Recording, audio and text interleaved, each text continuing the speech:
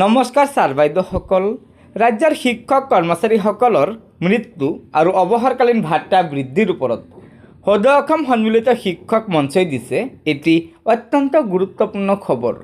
হয়, মুখ্যমন্ত্ৰীলৈ স্মাৰক পত্ৰ, সৰ্বাধিক 25 লাখ টকালৈ বৃদ্ধিৰ দাবী, শিক্ষক কৰ্মচাৰীৰ মৃত্যু আৰু অৱসৰকালীন ভাত্তা।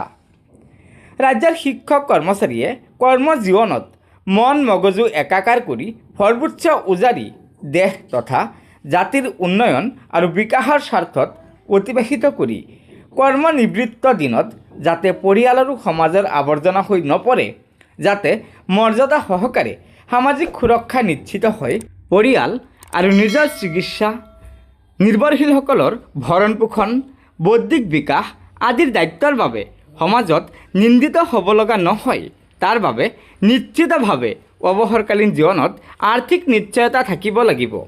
বৰ্তমান অসম চৰকাৰৰ ৰাজ্যিক শিক্ষক কৰ্মচাৰীসকলে অৱসৰৰ পাছত পেঞ্চনৰ লগতে মৃত্যু তথা অৱসৰকালীন ভাত্তা, শিক্ষক কৰ্মচাৰীজনৰ চাকৰি জীৱনৰ দৈৰ্ঘ্য, অৱসৰৰ সময়ত সৰ্বমুঠ পাই থকা দৰমহাৰ ওপৰত ভিত্তি কৰি সৰ্বাধিক 15 লাখ টকা লাভ কৰে।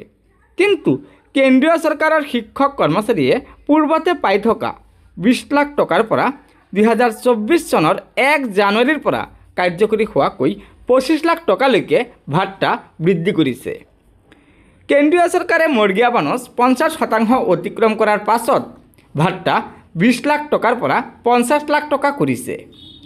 উল্লেখিত নিৰ্দেশনা অনুসৰণ কৰি গুজৰাট, হাৰিয়ানা, তামিলনাডু আদি ৰাজ্যই ভাত্তা 25 লাখ টকালৈকে বৃদ্ধি কৰিছে। ৰাজ্যত 2016 চনৰ পৰা আজিলৈকে 15 লাখতে সীমাবদ্ধ হৈ আছে।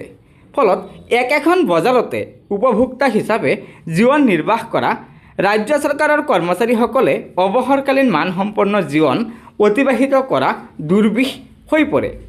সদৌ অসম সন্মিলিত শিক্ষক মঞ্চই আজি মুখ্যমন্ত্ৰীলৈ কেন্দ্ৰীয় চৰকাৰৰ শিক্ষক কৰ্মচাৰীসকলে অৱসৰকালীন জীৱনত লাভ কৰা সুবিধা সম পৰিমাণে ৰাজ্য চৰকাৰৰ শিক্ষক কৰ্মচাৰীসকলকো 2024 চনৰ 1 জানুৱাৰীৰ পৰা কাৰ্যকৰী হোৱাকৈ অৱসৰকালীন ভাত্তা বৰ্তমানৰ সৰ্বাধিক 15 লাখ টকাৰ পৰিৱৰ্তে 25 লাখ টকালৈকে বৃদ্ধি কৰিবলৈ আহ্বান জনাইছে।